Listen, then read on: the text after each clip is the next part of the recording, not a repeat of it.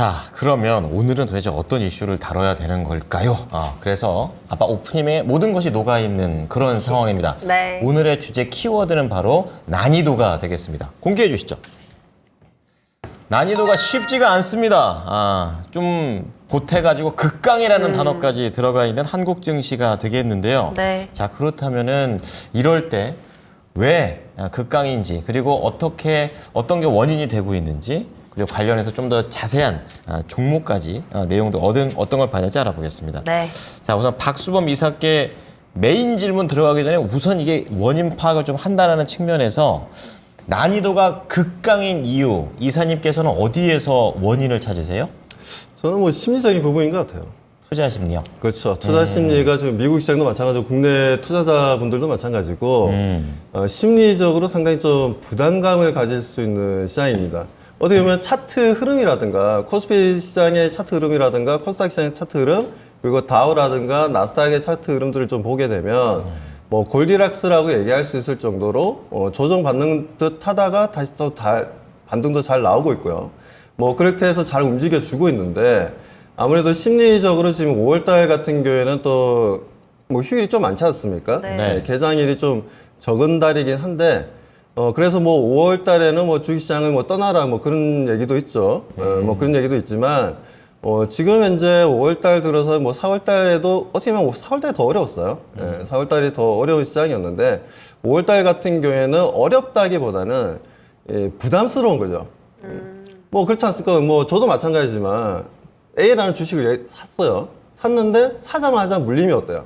기분이 상당히 안 좋지 않습니까? 그렇죠. 예. 저도 똑같습니다. 저도 똑같은데 그런 이제 이게 뭐 한 번 물려가지고 다시 반등을 주면은 괜찮은데 뭐 그러지 못한 경우가 또 발생할 수 있다라는 이제 불안감이 이제 뭐 생기다 보니까 지금 환율 시장의 움직임도 그렇고 중동 지정학적 리스크도 그렇고 뭐 하나 명쾌하게 그리고 미국이 뭐 금리 인하 가능성에 대해서도 뭐 지난달만 하더라도 뭐 금리가 뭐 또 인하할 가능성이 거의 없다. 뭐 이번 연도 끝까지 없을 것이다 했는데 또 최근엔 또 9월 달에는 금리 인하 가능성이 좀 있는 것 같다. 뭐 이렇게 또 계속 또 말이 또 바뀌고 있고. 맞아요.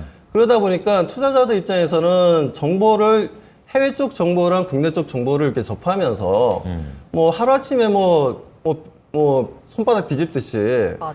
그 시황이라든가 매크로 흐름에 대한 분위기가 코멘트들이 계속해서 뭐 변화가 보여주다 보니까 뭐 투자자 입장에서는 A에 붙어야 될지 B에 붙어야 될지 상당히 머릿속에는 퀘스천 마크가 계속 발생하다 보니까 심리적으로 그렇죠. 예. 부담스럽다는 거죠. 그래서 그런 심리적인 부담감을 저는 조금 깼으면 하는 부분이고요.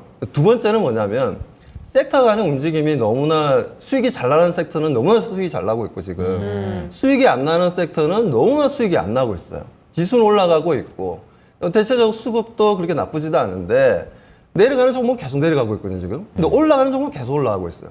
거기서는 불안감도 있다라고 보여집니다. 그래서 이런 부분들이 전체적으로 우리 개인 투자자분들의 심리를 불안하게 만들다 보니까 아무래도 그런 부분들에 있어서 좀 뭐라고 해야 되나요? 좀 어렵게 느껴질 수 있는 시장이다. 하지만 지금 현재 수급의 움직임이라든가 차트 움직임에 좀 더 집중해 주시고 뭐 옆에서 뭐 좋다 나쁘다 그런 얘기 뭐 해외 쪽 국내 쪽 들러오는 거 일단은 2차적으로 보시고요. 첫 번째는 일단 수급이랑 차트 움직임만 좀 보시면서 네. 기술적인 움직임 보면서 뭐 결단을 좀 내리시는 게 좋다라고 말씀드립니다. 네, 이사님께서는 이제 각종 외부 변수들, 거기에다가 종목별 차별화 이런 것들이 결국에는 투자 심리를 좀 불안정하게 좀 만들고 있다라는 쪽으로 얘기를 해주셨습니다. 네. 그럼 이런 난이도와 관련해서 김근우 전문가께서는 어떻게 좀 생각하고 계시나요?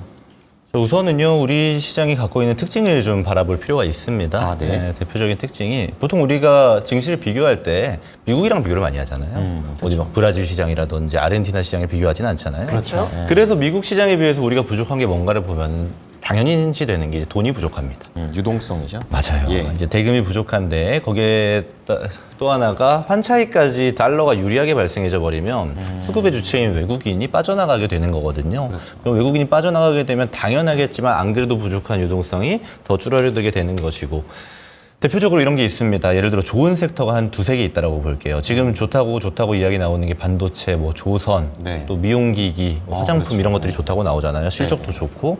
근데 중요한 건요. 증시에 돈이 많이 없다 보니까 얘네들이 같이 가는 게 아니고 오늘은 얘가 가고 내일은 얘가 가고 순차적으로 선별적인 움직임이 발생할 수밖에 없는 것이고 거기에 근간에는 부족한 유동성이라고 바라볼 수 있겠습니다. 네. 오늘 좀 뉴스 보니까 이런 내용이 좀 저는 귀에 들어왔는데 이제 환율 시장을 방어하기 위해서 정부에서도 이제 돈을 많이 쓰고 있다라는 내용이었습니다. 네. 사실 많이 힘들긴 하겠지만 저는 이 환 시장을 더 좀 굳건하게 방어를 했으면 하는 마음입니다. 증시의 이제 투자자의 중에 한 명으로서의 입장으로 말을 하자면 지금 환율이 오늘도 좀 튀었거든요. 그러니까 증시가 바로 죽잖아요. 그러니까 지금과 같은 이런 환이 안정적이지 못한 시장에서는 더욱더 개인 투자자에겐 좀 불리한 시장이 다가올 수밖에 없는 것이기 때문에 부족한 유동성을 메꾸려면은 외국인 투자자가 다시 들어와야 되는 것이고 외국인 투자자가 들어오려면 당연하겠지만 환율이 좀 떨어져야 되는 것이거든요. 그래서 이런 측면이 좀 빨리 개선되었으면 하는 바람이 있고요. 그리고 유동성이 좀 개선이 된다라면 좋은 섹터들이 같이 가는 움직임 보여줄 겁니다. 대표적인 예시가요. 우리 코로나 증시 생각하면 됩니다. 유동성이 풍부해지니까 그 당시에 좋다던 이제 바이오, 반도체, IT 다 같이 가잖아요. 그런 분위기는 유동성이 풍부해지면 갈 수 있는 것이고 거기에 선결 조건은 환율이 좀 내려오는 것이다라고 말씀드리겠습니다. 네. 자, 김근우 전문가께서는 이제 부족한 유동성, 그러니까 없는 살림에 돈이 뱅글뱅글 도니까 이게 참 더 어려워지는 거고 거기에다 또 환율에 또 이런 내용들을 보면서 수급의 변동성이 시장을 좀 어렵게 만들고 있다. 이렇게 얘기를 해주셨어요. 결국에는 뚜렷한 호재가 없기 때문에 계속해서 작은 이슈에도 계속 좀 심하게 흔들리는 것 같고 그러다 보니까 투자 심리도 불안정해지고 돈이 들어오지 않게 되는 계속 이런 악순환이 지금 돌고 있는 것 같은데요. 네. 채팅창에서도 너무 갈피를 잡기가 어렵다. 시장이 정말 힘들다라는 이야기들도 많이 남겨주시는데 그러시군요. 자 그래도 우리가 이 어려운 증시 속에서도 벌 건 벌어야 되지 않겠습니까? 수익을 또 챙겨야죠. 우리가 여기서 손 놓고 있을 스파르타예요. 수는 없기 네. 때문에. 그렇죠. 그러니까요. 네. 그래서 우리가 이제 있는 거고 이제 믿고 따라와 보겠습니다. 네. 이런 시장 속에서도 우리가 그래도 믿고 따라갈 만한 섹터나 종목은 분명히 존재합니다. 그 부분을 우리가 방향성 좀 잡아보면 좋을 것 같은데요. 박수범 이사님, 지금 시장에서 그럼 어느 쪽에 주목을 하는 게 좋을까요? 지금은 저는 전력 인프라 그나마 편안하게 좀 매매가 가능하다라고 좀 보고 있습니다. 강하죠. 여전히 강합니다. 네. 전력 인프라가 계속해서 반도체나 AI 흔들릴 때도 전력 인프라는 좀 튼튼하게 버티는 것 같은데 그 이유가 뭘까요? 그렇죠. 아무래도 지금 현재 미국 같은 경우에는 2007년부터 2021년까지 전력 인프라 쪽의 성장률이 0.6%밖에 안 됐어요. 그런데 최근 들어서 2.7%까지 올라왔거든요. 그래서 시장에서는 대략 연간 지금 한 3%에서 5%까지 증가할 수 있다고 보고 있어요. 이를테면 미국의 전력 인프라 그 시장 규모가 3%에서 5%까지 성장한다면 우리 시청자분들이 들었을 때는 3%, 5%? 뭐 별로 그렇게 크게 성장 안 하는 것 같은데? 라고 생각하실 수도 있어요. 그런데 이 전력 인프라 사업이라는 게 워낙 규모가 크다 보니까 3%, 5%만 돼도 엄청난 발주가 이루어집니다. 그렇기 때문에 그 부분에 있어서 최근 우리나라 HD 현대 일렉트릭도 마찬가지였고 효성중공업도 마찬가지였고 그리고 LS 일렉트릭도 마찬가지였지만 해외 쪽 수주 물량이 좀 많이 늘어났어요. 8조, 6조, 3조까지 늘어났고 조만간 제가 봤을 때는 더 더블 이상은 좀 더 늘어날 거라고 저는 보고 있어요. 왜냐하면 미국에서도 얘기가 나오는 게 이 전력 인프라라는 사업 자체가 하루아침에 뚝딱하고 만들어졌다가 그걸로 끝나는 게 아니라 이게 상당히 좀 기간이 깁니다.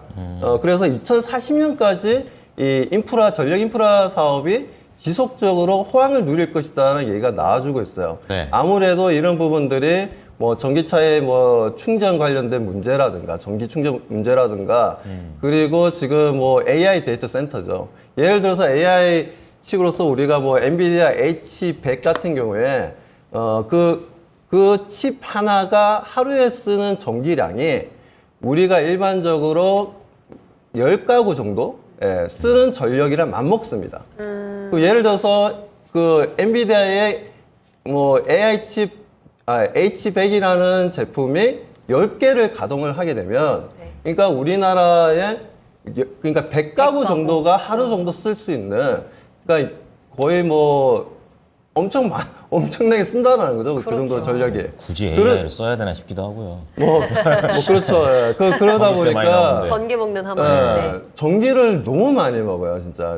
이게 너무 많이 먹다 보니까 전력 인프라 쪽이 지금 이제 우리나라는 아직까지 그렇게 발주가 많지는 않아요. 솔직히. 우리나라 같은 경우에는 지금 AI 데이터 센터라고 얘기할 수 있는 게 몇 개가 없기 때문에 뭐 그렇게 뭐 지금 이제 뭐 발주가 일어나고 있는 상황은 아닌데 국내 시장에서는 뭐 그런 상황인데 미국이 지금 현재 뭐 변압기도 마찬가지고 송배전 쪽에 또 마찬가지고 이게 지금 제가 처음에 말씀드렸던 그 세 종목이 수주 잔고가 늘어나면서 실적도 좋아지면서 먼저 치고 올라갔다는 거죠.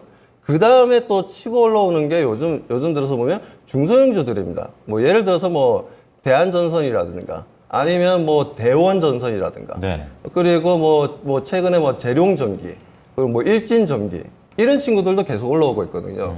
그래서 이 부분들이 단기적으로 끝날 내용은 아닌 것 같아요. 그래서 우리 시청자분들도 이쪽 같은 경우에는 좀 상당히 장기간 플랜을 가지고 지금 현재 미국에서 진행을 하고 있기 때문에 제가 봤을 때는 그리고 구리 가격도 올라가고 있지 않습니까? 영국의 LME 시장에 보게 되면 지금 구리 가격이 최근에 톤당 $10,000까지 갔었거든요. 근데 요 며칠 사이에 조금 내려오긴 했어요. 내려왔다가 다시 $10,000를 넘어설 것이다라고 얘기가 좀 나와주고 있기 때문에 그래서 이제 그 전선 회사들이 보면 이제 다 구리지 않습니까? 그러다 보니까 재고 자산에 대한 이제 재평가가 이루어지는 부분이죠. 예를 들어서 재고 자산이 뭐 시장에서는 뭐 원래는 한 100억 정도로 봤는데 우리 회사의 재고 자산을 그런데 가격이 계속 올라가다 보니까 우리 회사의 재고 자산의 가치가 130억까지 지금 현재 측정되고 있네. 이렇게 변해 간다는 거예요, 지금 현재. 거기다 환율 효과까지 만들어지고 있죠. 왜냐하면 이제 미국 쪽에 수출을 하다 보니까. 그러니까 이제 꼭 먹고 알 먹고가 만들어지고 있는 거예요, 전력 쪽은. 정말. 너무 좋은 상황이죠. 그래서 전력 같은 경우에는 음봉을 그리면서 주가가 좀 밀리는 것 같다. 이평선을 깨고 뭔가 이제 이동평균선을 깨고 뭔가 추세가 하락 추세로 전환되는 것 같다. 그러면 그때 같은 제가 봤을 땐 매수 시점이에요. 오히려 그때는 손절을 하는 게 아니라 손절을 할 게 아니라 오히려 그런 이제 단기적인 조정을 받게 되면 그 위치가 매수 시점이라는 겁니다. 예, 그래서 과감하게 들어가야 돼요. 왜냐하면 제가 말씀드린 대로 이건 장기 플랜이고 앞으로 수주 물량이 더 늘어나면 더 늘어났지. 올해 하반기도 마찬가지고 내년도 마찬가지고 더 늘어나면 더 늘어났지 줄어들지는 않는 상황이기 때문에 그 부분들을 우리 시청자분들이 꼭 생각하신다면 그렇다면 전력 인프라 쪽은 그래도 내가 포트에 한두 종목 정도는 계속 좀 끌고 가야 되겠구나 라고 마음을 가지시고 없으신 분들은 지금 당장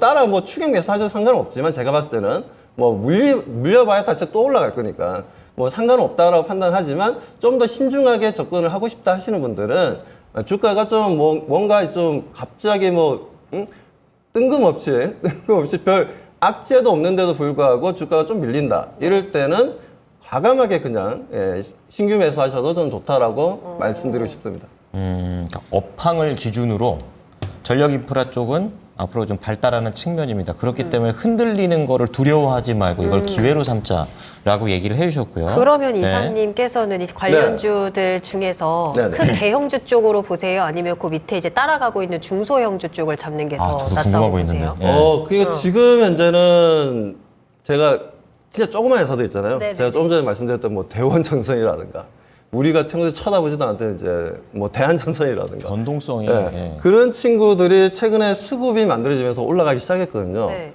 그래서 단기간 좀 뭔가 좀 퍼포먼스가 이루어질 수 있는 좀 승부를 보고 싶다 하시는 분들은 저는 그쪽도 괜찮다고 봐요. 중소형 쪽으로? 예. 작은 종목 쪽으로? 예, 작은 종목도 괜찮다라고 보고 있고, 근데 내 투자 금액이 예를 들어서 나는 한 억대로 좀 들어가고 싶다 하시는 분들은 제가 처음에 말씀드렸던 HD 현대일렉트릭도 마찬가지고 네. 효성중공업도 마찬가지고 LS 일렉트릭도 마찬가지고 LS도 마찬가지고 그쪽에 포커스를 맞추셔도 상당히 좀 괜찮다.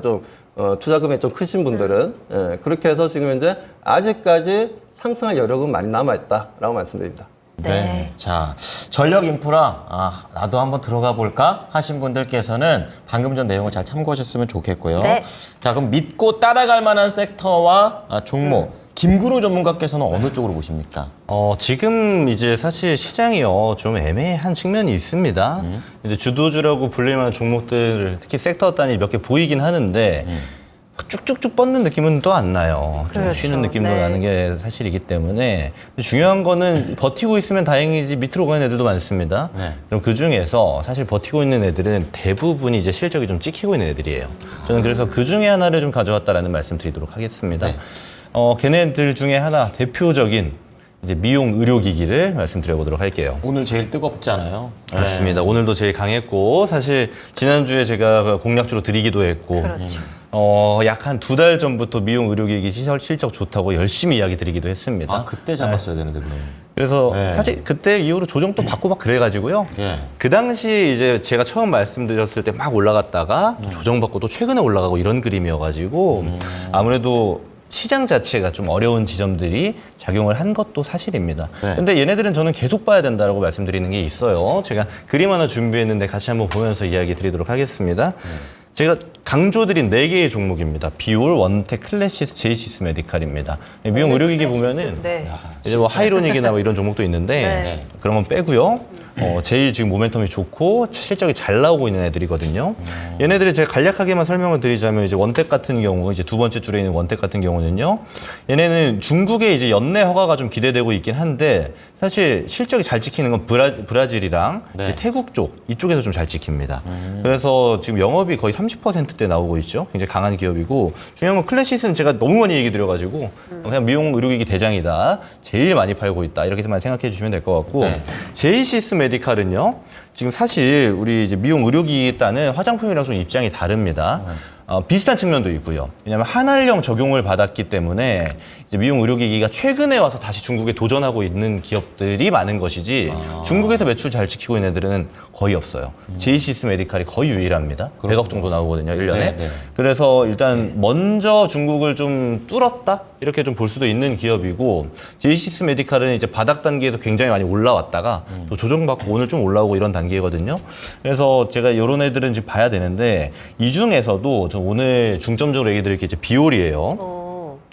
이제 일단 이걸 먼저 알아야 됩니다. 지금 시장이 어떻게 돌아가고 있냐면 이 미용 의료기기 점유율을 보면요. 네. 전 세계 1등은 미국입니다. 미국이 이제 제일 많이 쓰고 있고 2등이 이제 남미입니다. 그 중에서도 브라질.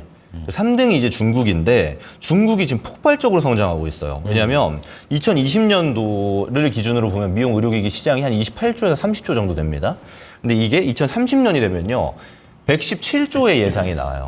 그러니까 사실 거의 뭐 4배 이상의 성장을 할 수 있을 가능성이 굉장히 높게 점쳐지고 있는 상황인데 그 중에서도 이제 당연하겠지만 이제 피부 미용하면은 피부에 들어가는 기기들이 많잖아요. 들어간다기보단 피부를 위한 기기들. 네. 이제 그걸 잘 하는 데가 여기 비올입니다. 중국은 이제 NMPA 그리고 FDA가 있어요. 얘네가 이제 뭐 하는 기관이냐면 우리나라로 치면 식약처 같은 데입니다. 네. 화장품도 허가를 받아야 팔 수 있고 이런 게 있잖아요. 미용 의료기기도 마찬가지인데 비올 같은 경우는 지금 이제 실펌 X라고 해서 국내에서 지금 주력 장비입니다. 근데 이게 중국에 통과가 됐어요. 그래서 중국 매출이 지금 아직 안 찍히고 있는 상황 속에서 이게 통과가 되면은 사실 중국 매출이 안 나와도 실적이 되게 좋았거든요. 그럼 이제 중국까지 들어가게 되면은 중국의 성장력도 엄청나게 커진다고 했잖아요, 시장이. 비올이 큰 성장이 좀 기대되는 종목이지 않나라고 좀 말씀드릴 수 있을 것 같고요. 그렇다고 해서 다른 종목이 부족한 게 아닙니다. 다 좋은데 오늘은 그나마 얘기를 덜 드렸던 비올에 대해서 좀 설명을 드리는 거고요. 네. 그래서 이 4개의 종목은 앞으로 제가 보여드렸던 4개의 종목 비올, 원텍, 제이시스 메디칼 그리고 대장 클래시스까지 얘네들은 앞으로 꾸준히 봐야 되는 종목이다라고 말씀을 드리고요. 그리고 비올 추가 설명드리자면은 제가 두 번째 사진도 준비했거든요. 뭐냐면 이제 연간 실적 추이입니다. 정말 폭발적인 성장을 가지고 있죠. 초록색이 뭐예요? 매출액이에요? 이제 매출액, 영업이익입니다. 영업이익. 아, 예, 그 왼쪽이 이제 순서군요. 매출액, 오른쪽 영업이익인데 네. 2024년 추정치 한번 보세요. 영업이익 거의 50% 나옵니다. 진짜 엄청난 50%요? 거예요. 그렇죠? IT도 아니고 제품을 만들어서 파는데 반도체도 아니고.